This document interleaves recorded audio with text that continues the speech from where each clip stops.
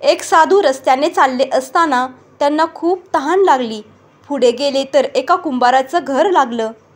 साधू तिथे गेले आणि पाणी मागितले. त्यानेही त्या साधूंना आदरपूर्वक नमस्कार करून पाणी दिले.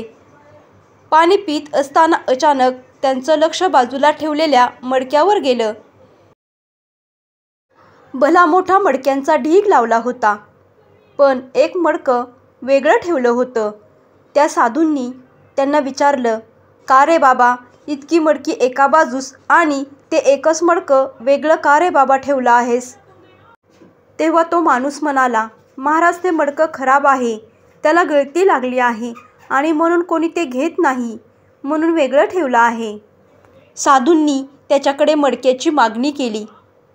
तो कुंभार म्हणाला, महाराज, अहो, हवं असेल तर चांगलं मडकं घेऊन जा, फुटकं मडकं नेऊन काय फायदा? ते म्हणाले, देणार असशील तर हेच दे, नाहीतर चाललो मी. नाईलाजास्तव त्याने ते मडकं त्यांना देऊन टाकलं.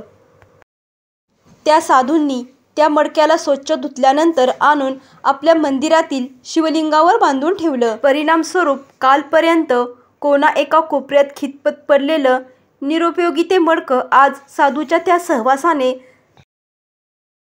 संत समागाने देवकार्य करू लागलं. देवाच्या सानिध्यात भक्त यायची तेव्हा त्या शिवशंकराच्या पिंडीला नमस्कार करताना त्या मडक्यालाही डोकं लावायचे आणि त्यांचं मन प्रसन्न व्हायचं. जर एक मातीचं मडकं एका साधूच्या सहवासात येऊन त्याच्या जाण्याचा मार्ग बदलत असेल, क्षणात ते कुठल्या कुठे पोचत असेल, तर आपण तर मनुष्य योनीत आहोत. मग आपण जर गुरूंच्या, संतांच्या सहवासात राहू तर आपलं जीवन सुंदर घडणार नाही का? व्हिडिओ आवडला असेल तर व्हिडिओला लाईक करा, शेअर करा आणि चॅनेलला सबस्क्राईब करा. धन्यवाद. श्री स्वामी समर्थ. जय जय स्वामी समर्थ.